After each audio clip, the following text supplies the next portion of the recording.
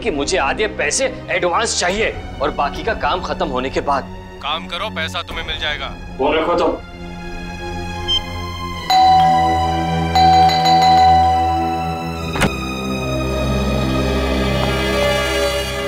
क्या बात है, इतनी घबराई भी क्यों? कविता,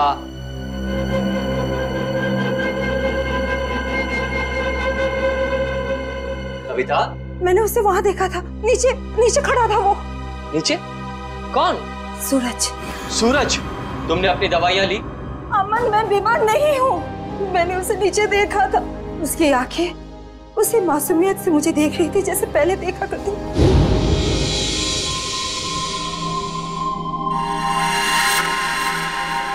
सूरज, सूरज तुम वापस आ गए। मैं जानती थी कि तुम आओगे। ये खून, सूरज, सूरज, सूरज! मैंने आवाज भी दी उसे। मेरे इन हाथों से उसे छूना चाहती थी, उसे आशीर्वाद देना चाहती थी, लेकिन जब तक मैं उसके पास पहुंची, गायब हो गया। कविता, ये सब तुम्हारा वहम है। मैं जानती थी कि तुम यही कहोगे। मैं जानती थी आपको यकीन नहीं होगा। अरे आप ही क्या, कोई भी मेरा यकीन नहीं करेगा। लेकिन ये बात सिर्फ आज की नहीं है, पिछले कई दिनों से मैं देख रही हूँ। वहाँ देखिए, देखिए उस घर में। कविता, बस बस। अरे पिछले 1 साल से उस फ्लैट में कोई नहीं रहता है। ठीक है, आपको यकीन नहीं हो रहा है ना, तो आप 5 मिनट रुकिए। वो वहीं आएगा, उसी घर में जरूर आएगा, आपको जरूर दिखेगा वो। ओके, 5 मिनट ना?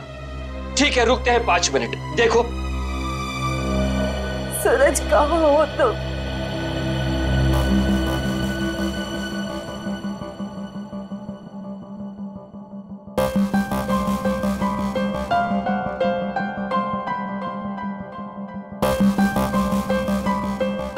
लो, हो गए तुम्हारे 5 मिनट। आया सूरज?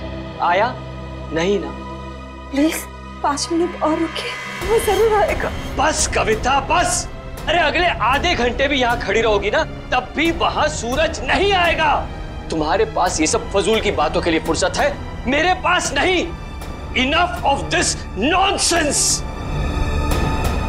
रुकिए तो, वो आएगा, वो जरूर आएगा।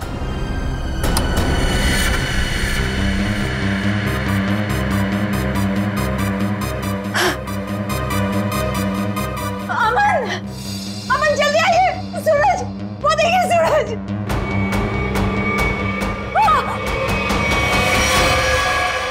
सूरज, अमन, अमन, अमन, जल्दी आइए, जल्दी आइए।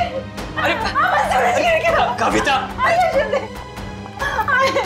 वो छत से गिर गया है, मैंने अपनी आंखों से देखा है। चलिए जल्दी। कविता क्या कर रही हो?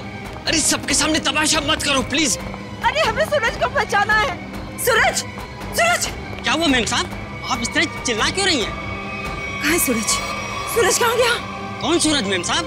इस विंग में तो इस नाम के कोई भी साहब नहीं रहते। अमन, अमन मेरा यकीन करिए, सूरज को मैंने ऊपर बालकनी से गिरते हुए देखा था।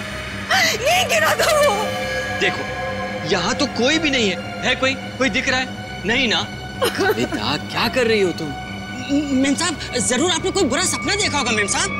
नहीं, ना ही मैंने कोई सपना देखा है और ना ही मेरा ये कोई वहम है। मैंने उसे अपनी आंखों से देखा है, समझे तुम? कविता, बस करो तुम। मैं अब और बर्दाश्त नहीं कर सकता। आज तुम्हारे इस वहम को मैं दूर कर ही देता हूँ। ये इसी मनुष्य फ्लैट से तुमने सूरज को कूदते हुए देखा था ना? यही है ना वो फ्लैट? मैं सच कह रही हूँ अमन, मैं सच कह रही हूँ। मैंने अपनी आंखों से देखा है उसे गिरते हुए।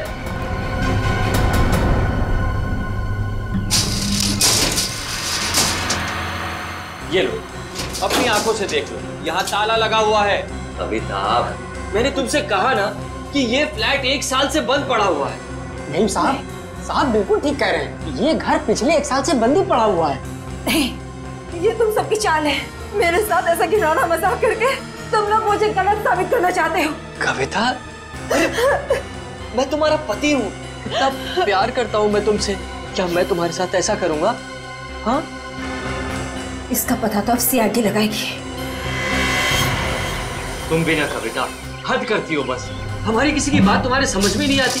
अब सीआईडी को बुलाने की क्या जरूरत थी? कविता जी आप हैं? जी मैं हूँ। आप ही ने हमें फोन करके बुलाया? हाँ, मैंने किया था आप लोगों को फोन। तो बताइए क्या हुआ यहाँ पर? मैं आपको बताता हूँ सर। कविता आप क्या कौन है? मैं अमन, कविता का पति और सूरज का फैमिली लॉयर। सूरज? वही जिसने छलांग लगाकर खुदकुशी की? हाँ वही। कविता जी मैं कह रहा हूँ आपसे, ये फ्लैट पिछले 1 साल से खुला नहीं है। हम आप सीआईडी का वक्त बर्बाद कर रही हैं। वैसे आप कौन है? मैं इस सोसाइटी का सेक्रेटरी। सोसाइटी के सेक्रेटरी है? तो फिर सेक्रेटरी साहब, अगर कविता जी ने किसी को छलांग लगाकर खुदकुशी करते हुए देखा है तो उसकी तहकीकात करना हमारा फर्ज है, समझे आप? अब हमारा वक्त बर्बाद करने की चिंता मत कीजिए। फ्लैट कहाँ है बताइए? जी ये चाबी है आपके पास? जी। तो खोलिए। कविता जी आप देख सकते हैं यहाँ सारा सामान ढका हुआ है, कोई यहाँ कैसे आएगा? यहाँ की साफ सफाई तक नहीं हुई है। सेक्रेटरी साहब, आप थोड़ी देर के लिए अपना मुंह बंद रखेंगे और सीआईडी को अपना काम करने दीजिए, ठीक है? जैसा आप ठीक समझे। हाँ तो कविता ये बताइए, कल रात को आपने सूरज को कहाँ पर देखा? जी वहाँ उस बालकनी में। बालकनी?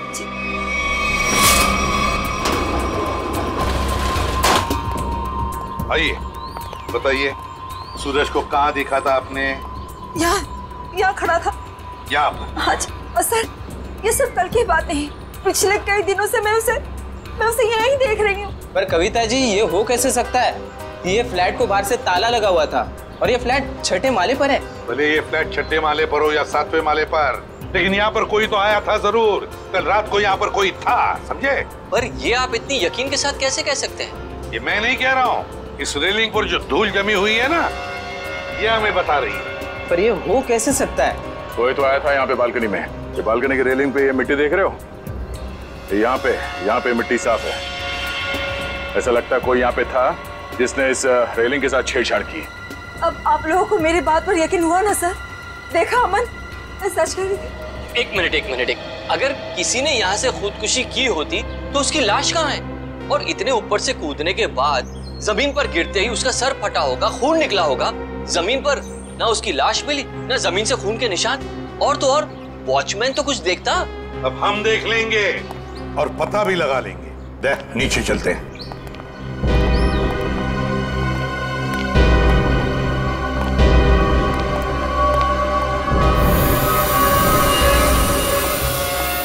आश्रय, कोई खून के निशान दिख रहे क्या? नहीं सर, अब तक तो यहाँ कुछ नहीं मिला है।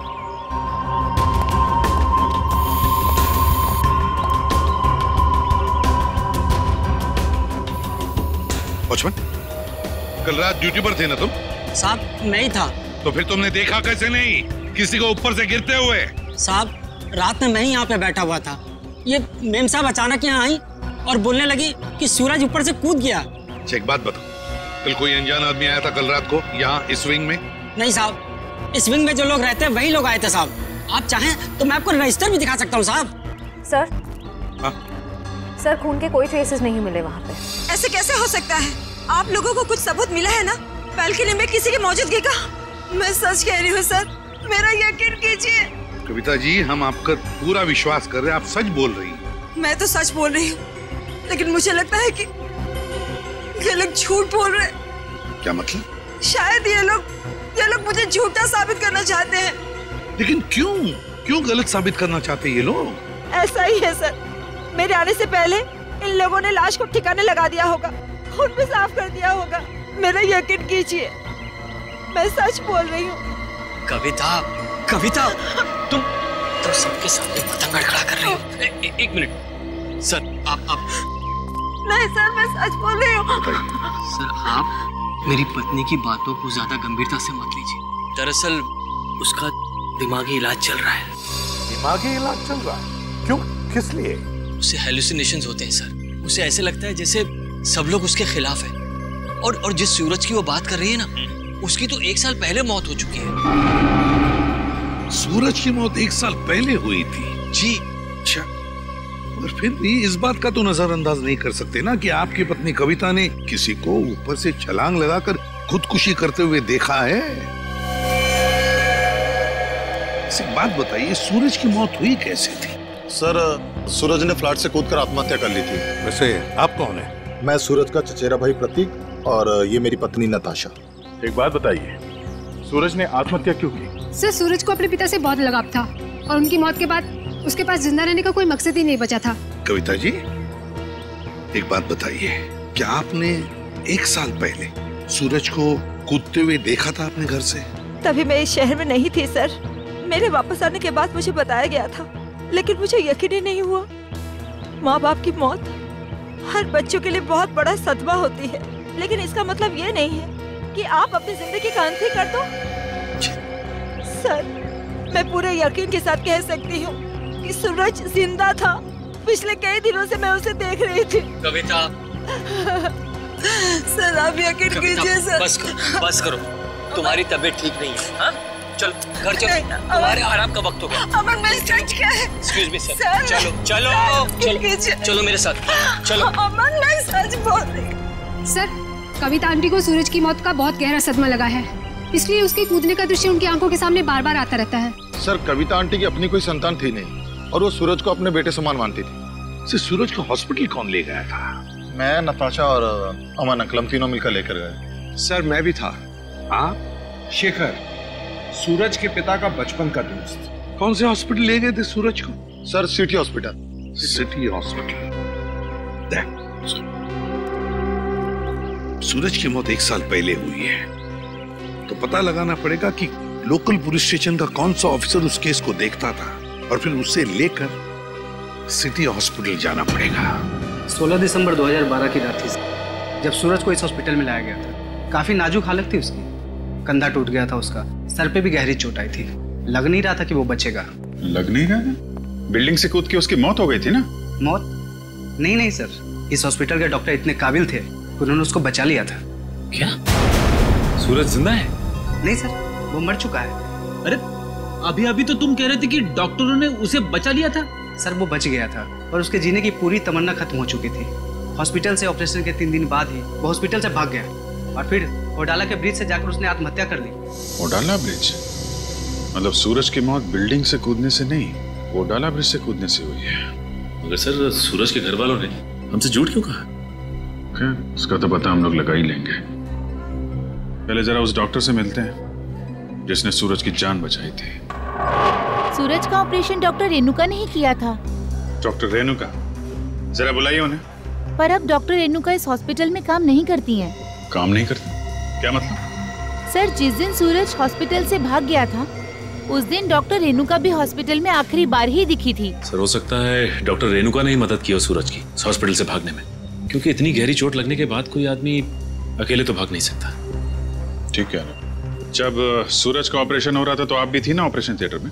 हाँ सर, सूरज का बच पाना तो लगभग असंभव था, मगर डॉक्टर रेणुका ने तो कमाल कर दिखाया। उन्होंने सूरज की जान बचा ली। हॉस्पिटल में सब लोगों ने उनकी तारीफ भी की थी। जब सूरज इतना घायल था तो वो हॉस्पिटल से भागा कैसे? आपके हॉस्पिटल की सिक्योरिटी ठीक नहीं लगता है? पता नहीं सर कैसे भाग गया। डॉक्टर रेणुका ने तो उन्हें नींद का इंजेक्शन भी दिया था। लगभग 3 घंटे तक तो उन्हें होश ही नहीं आना चाहिए था। ठीक है, आप जरा हमें रेणुका जी के सारे डिटेल्स दीजिए, सारे रिकॉर्ड्स। ओके सर, मैं अभी लेकर आती हूँ। रेडी? पता करो उस रात सिक्योरिटी में कौन था, लेके आओ। सचिन, आप इनके साथ होडाला ब्रिज जाओ, देखो कहाँ से छलांग मारी थी उस सूरज ने। सर आइए। आदे? नहीं, अभी तो मैं हॉस्पिटल में ही हूँ। हाँ, कुछ हैरत अंगेज चीजें पता चली है, मिलके बताता हूँ। Okay bye. सर, उस रात ये वॉचमैन ड्यूटी पे था। एक घायल आदमी हॉस्पिटल से भाग गया है? ड्यूटी पे सोते हो क्या? साहब, मैंने उसे रोकने की पूरी कोशिश की थी, लेकिन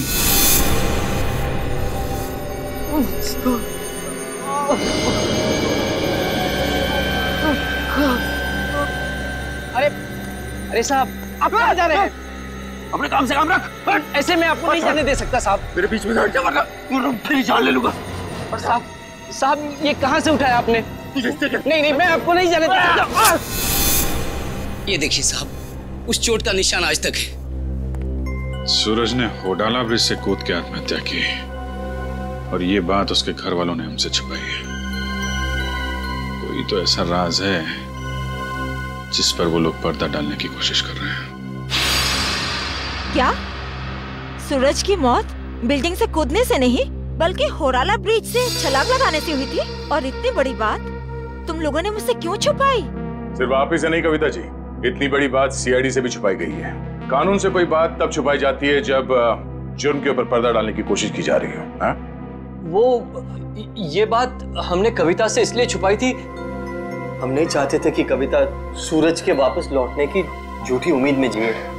जी हाँ सर, मौत बिल्डिंग से कूदकर हुई हो या फिर होडाला ब्रिज से छलांग लगाकर, सच तो ये है कि सूरज अब कभी भी लौटकर वापस हमारी जिंदगी में नहीं है। माना सूरज ने होडाला ब्रिज से नीचे छलांग लगाई, मगर किसी को उसकी लाश मिली है? तो आप लोग इतने यकीन के साथ कैसे कह सकते हैं कि सूरज मर चुका है? मैं जानती थी कि सूरज जिंदा है और वो वापस जरूर आएगा। हे भगवान, तेरा लाख लाख शुक्र है, वो वापस आएगा। इसीलिए हमने ये बात कविता से छुपाई, क्योंकि हम नहीं चाहते थे कि ये सूरज की वापसी की झूठी आस में बंधी रहे। अब आपने इसे सब कुछ सच सच बताकर इस बेचारे की बची कुची जिंदगी में भी जहर घोल दिया। तुम मेरे पति नहीं हो, दुश्मन है दुश्मन। तुमसे मेरी खुशी देखी नहीं जाती, मेरा सुख तुमसे बर्दाश्त नहीं होता। बोलो, छुपाया था मुझसे। कविता जी संभालिए। छोड़िए। अब तो खुश है ना आप लोग हमारे घर में झगड़ा लगाकर? आपके घर के झगड़े से ज्यादा जरूरी फिलहाल हमें यह जानना है सूरज जिंदा है या नहीं। और अगर वो जिंदा नहीं है तो फिर कौन है वो आदमी जो नकली सूरज बनकर ये खेल खेल रहा है? अच्छा, ये है डॉक्टर रेणुका, इसने बचाया सूरज को। हाँ सर, इनके घर पे पूछताछ करने पे इनके नौकर ने बताया कि हॉस्पिटल की नौकरी छोड़ने के 1 हफ्ते बाद ये सिंगापुर चली गई थी। हॉस्पिटल से नौकरी छोड़ने के बाद ये सिंगापुर चली गई, तो फिर कभी न कभी तो वापस आती होगी। नहीं सर, वापस आना तो दूर की बात है, इन्होंने एक फोन तक नहीं किया। अरे, एक फोन तक नहीं किया? बड़ी अजीब बात है। कोई अपना घर नौकर पर सौंप जाता है तो कभी न कभी फोन करके पूछताछ तो करता है घर की हालत के बारे में। हाँ सर, पर इन्होंने ऐसा बिल्कुल नहीं किया। और सर, नौकरों की पगार हर महीने सीधे उनके अकाउंट्स में डाल दी जाती है, वो भी कैश। नहीं, कुछ और ही चक्कर है, कुछ और ही चक्कर है ये। सर ये धीरज, इन्होंने सूरज को होडाला ब्रिज से कूदते हुए देखा था 1 साल। क्या तुम्हें पूरा यकीन है कि वो सूरज ही था? जी सर, पुलिस ने उस वक्त उसकी फोटो दिखाई थी, वही सूरज था। क्या यही था वो? हैं? जी सर, यही सूरज था। अगर तुमने सूरज को ब्रिज से कूदते हुए देखा तो तुमने उसे बचाने की कोशिश क्यों नहीं की? रोका क्यों नहीं उसे? सर, मुझे नहीं मालूम था कि ये कूदने वाला है। मैंने समझा कि बस यूं ही टहलने के लिए आया होगा। जब तक मैं कुछ समझ पाता, इन्होंने वहां से छलांग लगा दी। कब हुआ ये? सर, रात तकरीबन 1 बजे की। रात के 1 बजे? तो क्या मैं पूछ सकता हूँ कि रात के 1 बजे आप वहां क्या कर रहे थे होडाला ब्रिज पर? सर, वो क्या है ना कि मैं एक लेखक हूँ। जब कभी कहानी लिखते लिखते अटक जाता हूँ तो वहां टहलने के लिए निकल पड़ता हूँ, इस उम्मीद से कि शायद कोई नई प्रेरणा मिल जाए। लेकिन जब से ये हादसा हुआ है ना सर, मैंने उस ब्रिज पे जाना बंद कर दिया है। वैसे आप लिखते क्या है? सर, मैं उपन्यास लिखता हूँ, नोवेल्स। ठीक है धीरज, थैंक यू वेरी मच, तुम जा सकते हो। अगर जरूरत पड़े तो हम तुम्हें फिर से बुला लेंगे। सर, ये होडाला ब्रिज के नीचे के पानी का बहाव बहुत तेज है सर। अगर कोई भी आदमी ऊपर से नीचे गिरता है तो उसका बचना अब नामुमकिन है सर। और तो और सर, पुलिस वालों ने उस जगह की अच्छी तरीके से छानबीन करवाई थी गोताखोरों से, लेकिन सूरज की लाश नहीं मिली थी सर। हो सकता है कि तेज बहाव की वजह से वो सूरज को ढूंढ नहीं पाए होंगे, या फिर किसी न किसी वजह से सूरज डूबने से बच गया। सर, अगर ये सूरज बच गया है तो सिर्फ कविता जी को क्यों दिखाई देता है, अमन जी या बाकी लोगों को क्यों नहीं? वही तो, अगर ये बच गए तो सिर्फ कविता को ही कैसे दिखता है, और किसी को क्यों नहीं दिखता? नहीं नहीं नहीं नहीं नहीं नहीं, कुछ ना कुछ तो गड़बड़ जरूर है, क्योंकि अगर ये बच गया तो सबके सामने क्यों नहीं आता है? सर, शायद ये कविता जी का कोई वहम है।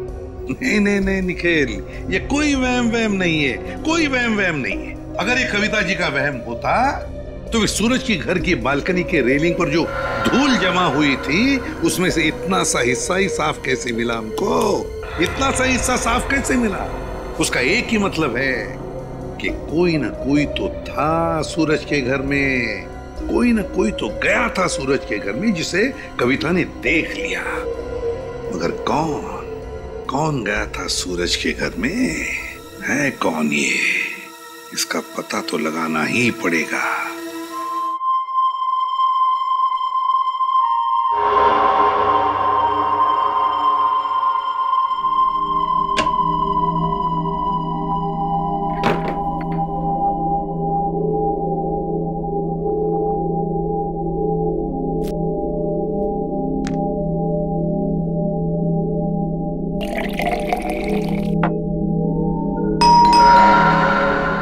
इस वक्त कौन हो सकता है?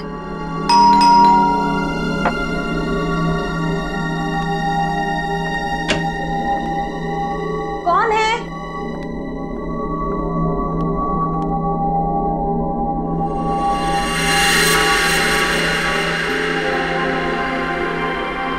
सूरज, सूरज, आज सबके मुंह पे ताला लग जाए।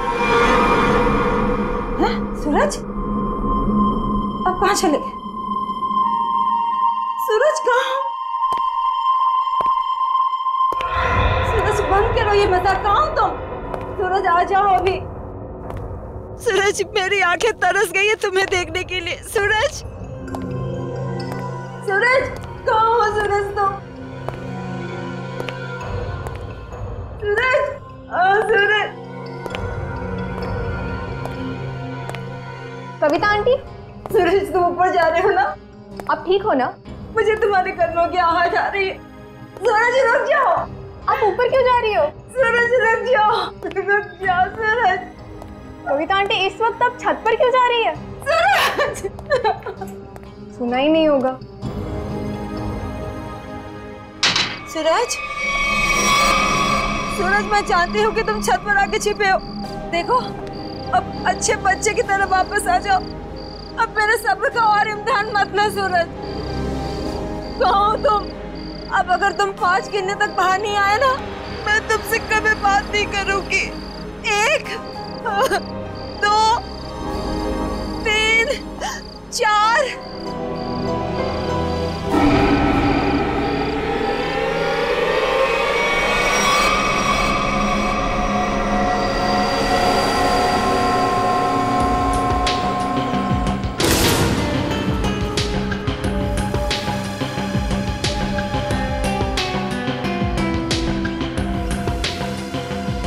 तुम इस विंग के वॉचमैन हो ना? जी साहब। कैसे हुआ ये सब? साहब, कल रात तकरीबन 2 बजे मुझे किसी की चीख सुनाई दी। देखा, लहूलुहान जमीन पर पड़ी हुई थी। सर, मैं सोच भी नहीं सकता था कि सूरज के गम में कविता आत्महत्या। पता नहीं आजकल के लोग इतना कमजोर क्यों हो गए। दुख बर्दाश्त करने की किसी में भी शक्ति नहीं रही। सर, सही है, देखिए।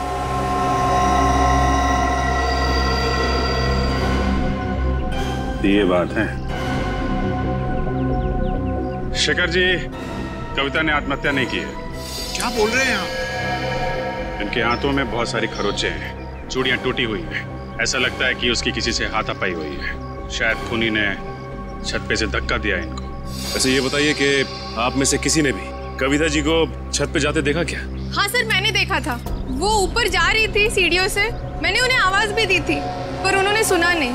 कविता जी अकेले छत पे जा रही थी या उनके साथ में कोई और भी था? वो अकेली थी सर, और वो बार बार सूरज का नाम ले रही थी सर। मतलब सर, ये सूरज भी छत पे ही था?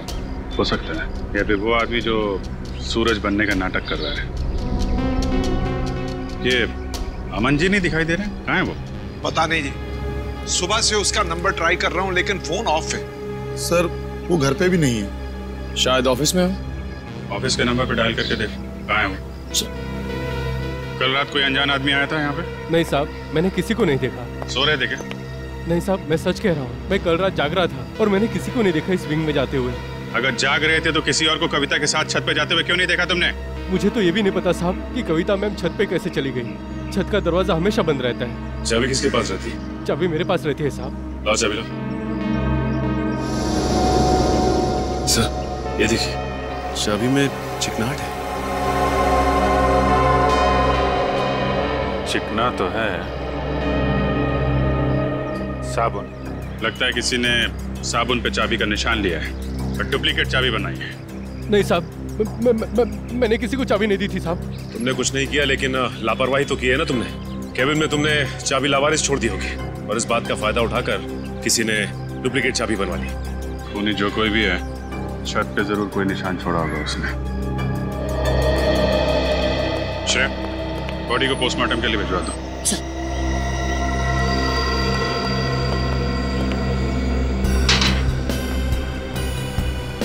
यहां से गिरी है।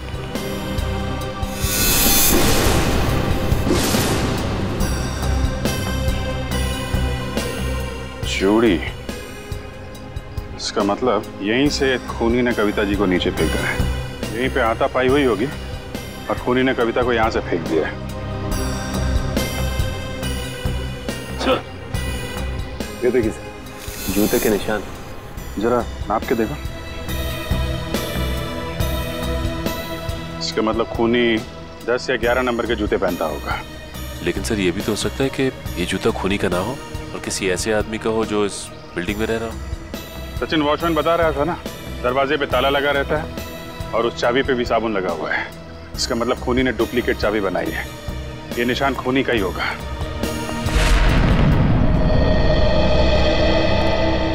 क्या पता चला ऑफिसर? सर, उनके ऑफिस ने बताया कि अमन जी कल दिल्ली जाने वाले थे कॉन्फ्रेंस के लिए, लेकिन वो दिल्ली पहुंचे ही नहीं। दिल्ली पहुंचे ही नहीं? हाँ सर, उनकी फ्लाइट की टिकट ही बुक थी, लेकिन वो मुंबई एयरपोर्ट तक ही नहीं पहुंचे।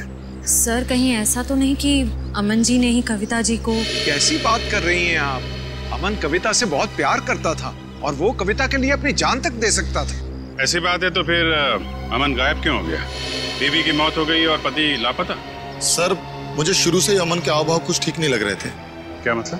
सर, अमन जी शुरू से ही हमारे परिवार के वकील रह चुके हैं। सूरज के माता पिता की मौत के बाद उन्होंने कभी किसी को बताया ही नहीं कि जायदाद का बंटवारा कैसे होगा। सर, मुझे लगता है अमन के दिल में खोट है। वो खुद ही सारी जायदाद हड़पना चाहता है। और हो सकता है कविता आंटी को सूरज बन के डराने के खेल में उन्हीं का हाथ हो। खैर, अमन इसमें शामिल है कि नहीं ये तो हम लोग पता लगा ही लेंगे, लेकिन ये बात तय है कि ये सारा खेल जायदाद की वजह से ही रचा जा रहा है। सूरज अगर बिल्डिंग में आया था तो आसपास जरूर किसी ने देखा होगा। हाँ सर, सामने पान की दुकान है सर। अरे भाई सुनो। आइए साहब, 4 पान लगा देता हूँ। मैडम के लिए मीठा पान, चेरी वाला। अरे नहीं, पान बाद में खाएंगे, थोड़ी बात कर लेते हैं पहले। हाँ जी, कहिए। अच्छा, ये बताइए कि आपकी दुकान कितने बजे तक खुली रहती है? सुबह 9 से रात के 11 बजे तक। क्या आपने इस आदमी को कल इस इलाके में देखा था? अरे आप लोग तो ऐसे बातें कर रहे हैं जैसे आप लोग सीआईडी वाले हैं। ठीक पहचाना आपने? अरे आप तो सचमुच में सीआईडी वाले हैं। देखा था इसको? जी साहब, कल रात को इस आदमी को देखा था। ठीक से याद है तुम्हें? कोई धोखा तो नहीं हो रहा? जी साहब, मेरी नजर 6x6 की है, कभी धोखा नहीं खाती। मतलब सर, सूरज जिंदा है? इसका मतलब वो जो जूतों के निशान हमें बिल्डिंग की छत पे मिले थे वो सूरज के थे और उससे नहीं कविता को मारा है। मतलब सर, ये जुर्म अमन और सूरज दोनों मिलके कर रहे हैं। ये भी तो हो सकता है कि कविता जी का खून सूरज ने किया और अमन को जबरदस्ती ले गया अपने साथ। लेकिन सर, कविता जी तो सूरज के लिए उनकी माँ की तरह थी, फिर उन्होंने कविता जी को छत से क्यों गिराया? साहब, क्या इस आदमी ने किसी को छत से धक्का दे दिया? शायद किसी का खून किया है इसने। और कुछ जानते हो इस आदमी के बारे में? जी साहब, इसने अपनी कार गलत जगह पार्क की थी। टोइंग वाला आया और कार उठा के लेके चला गया। कहाँ पे पार्क की थी गाड़ी? वहाँ साहब, वहाँ खड़ी थी। XYZ 040925। पता लगा किसके नाम पे रजिस्टर्ड है ये कार? अच्छा, वो सर, इस सूरज का ठिकाना मिल गया, वरना ये आदमी तो अपनी टो हुई गाड़ी लेने भी नहीं आया। और आता भी कहते चोरी की गाड़ी जो थी, एक एक कदम फूक फूक के रख रहा ये सूरज। हाँ सर, और छुपने के लिए भी उसने एक ऐसा ठिकाना चुना जो एक NRI का। हाँ, एक NRI का, एक ऐसा आदमी जो महीनों तक अपनी घर की हालत देखने के लिए आता तक नहीं। यहाँ पे ताला लगा हुआ है। बोल दो। सुन।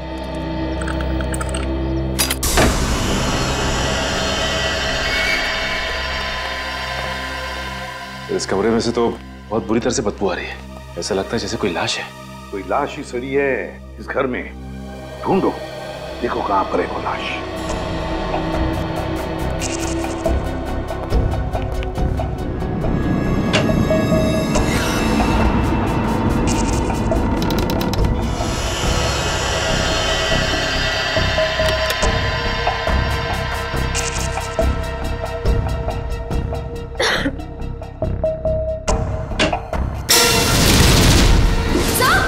हाँ,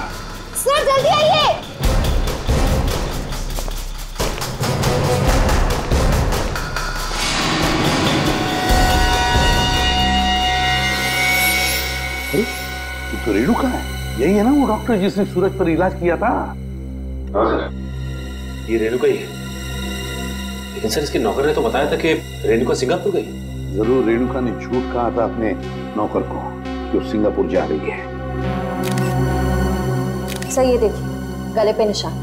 ऐसा लगता है किसी तार से गला घोंट के मारा गया है। बिल्कुल पतला सा था, और जिस तरह से बदबू आ रही है, जिस तरह से ये लाश सड़ी है, लगता है 2-3 दिन तो हुए हैं इस खून को।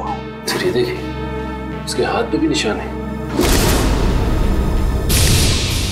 वो इधर सर ये निशान इस चीज का हो सकता है। ये निशान लगता है किसी रस्सी वस्सी से होते हैं ना निशान, खींचते वक्त वैसे लगते हैं ये निशान। ढूंढो जरा इस कमरे में, जो भी चीज है, जिस चीज से ये निशान बना है, यही कहीं मिलना चाहिए।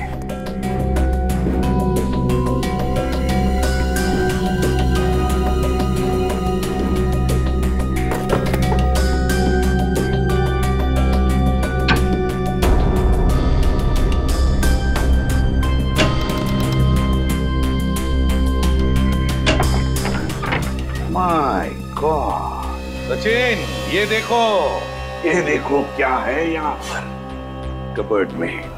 डमी।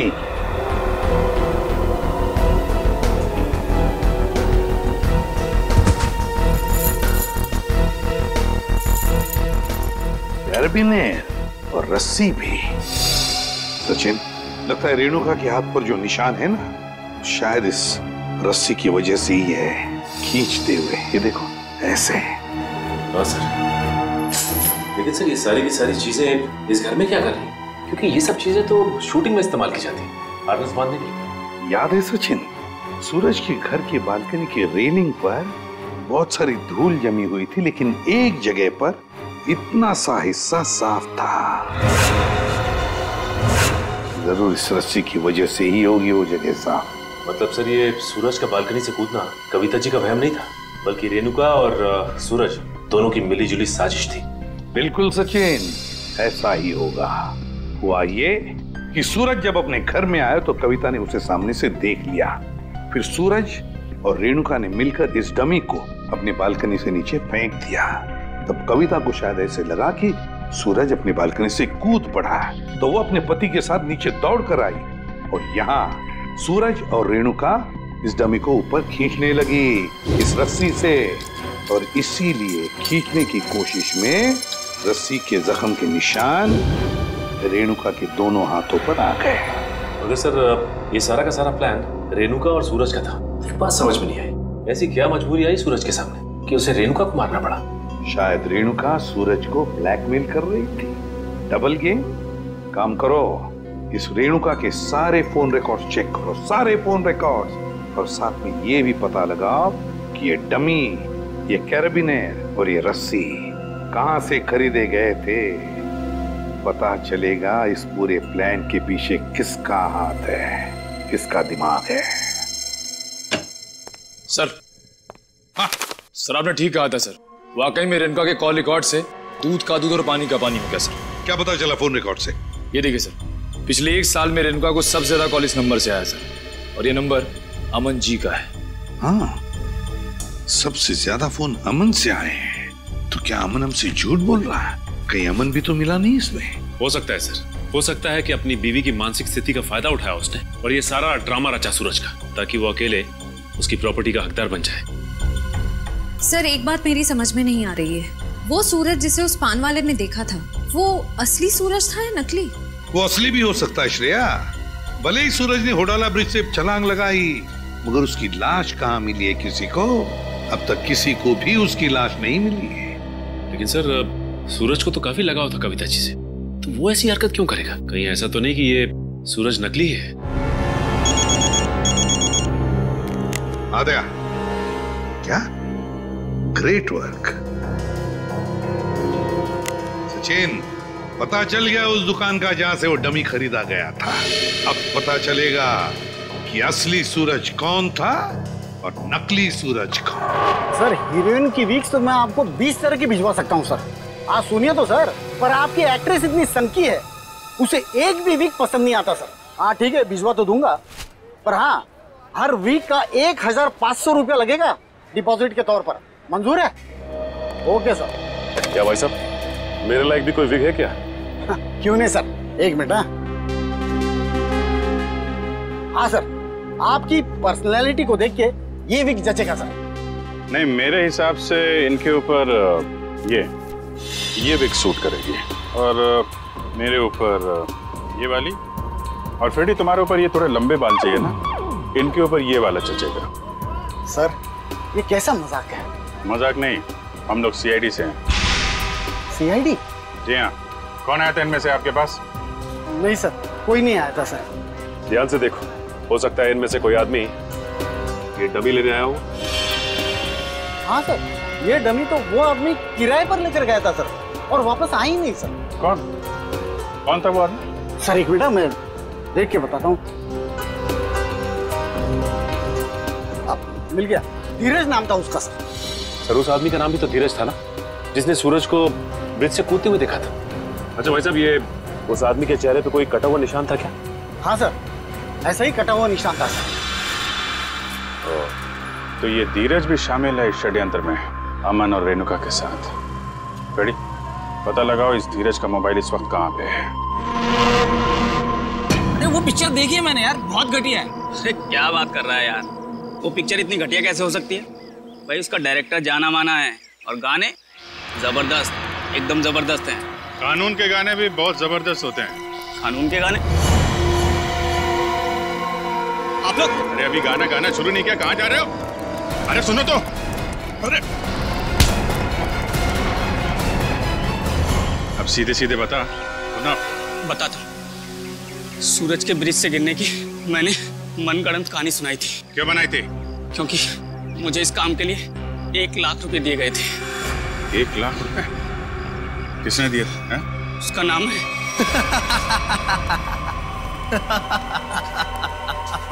क्यों किया तुमने कविता के साथ ये सब? और मुझे यहाँ इस तरह बांध कर तुम्हें क्या मिलेगा? सुकून, ढेर सारा सुकून। ठीक उसी तरह जिस तरह मौत की दुनिया से निकलकर जिंदा लोगों की दुनिया में आकर मिलता है, वो सुकून। बकवास बंद करो। ना तुम कभी मरे थे और ना ही तुम सूरज हो। बहरूपिये हो तुम, बहरूपिये। अरे बाप रे, तुम्हें तो सब पता है। क्या है ना कि इतनी बातें जानना तुम्हारी सेहत के लिए ठीक नहीं है, तो मैं सोच रहा हूं कि तुम्हारी सारी तकलीफें मैं दूर कर ही देता हूं। ये क्या कर रहे हो तुम? इतनी बातें जानना तुम्हारी सेहत के लिए ठीक नहीं है, तो मैं सोच रहा हूं कि तुम्हारी सारी तकलीफें मैं दूर कर ही देता हूं। ये क्या कर रहे हो तुम? रुक जाओ जतिन। इसकी टिकट काटने से पहले इसे देख लेने दो कि ये सारा खेल किसका रचा हुआ है। तुम? हाँ मैं कभी सोच भी नहीं सकता था कि इस सब के पीछे तुम हो। तुम्हारे सोचने की शक्ति वैसे भी कभी कुछ खास रही नहीं, और अब अपने जीवन के आखिरी पलों में अपने दिमाग पर जोर डालना बंद करो। हम ही सब कुछ आपको बता देते हैं। क्यों जतिन?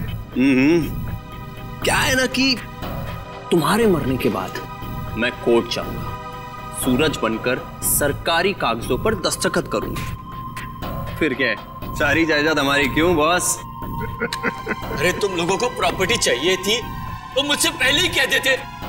कविता की जान लेने की क्या जरूरत थी?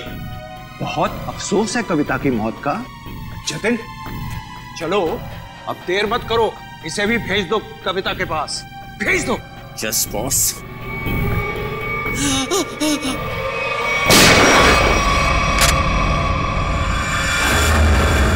सब कुछ सुन लिया हम लोगों ने। अगर बाकी मुजरिम भी आप लोगों की तरह अपना जुर्म अपने आप कबूल कर लें तो सीआईडी का काम काफी आसान हो जाएगा। क्यों शेखर जी, आपका क्या कहना है? अरे रे रे रे रे, इतने भयानक मुजरिम को इतने आसानी से नहीं भागने देंगे हम लोग।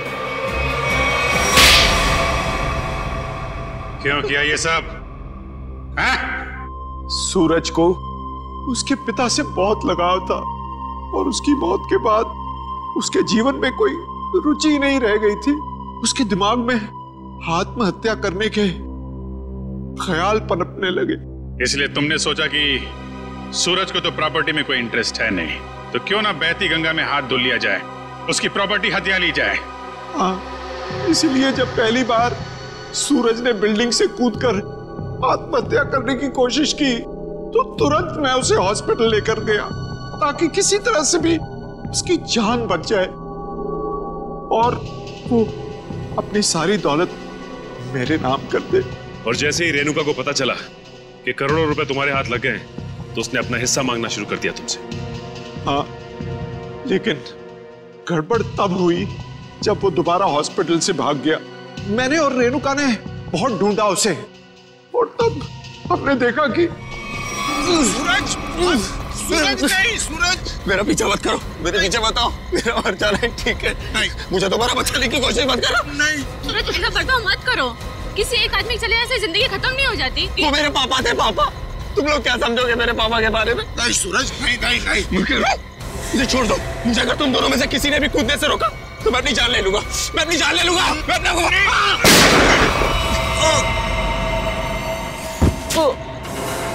क्या सूरज को तुमने मार डाला?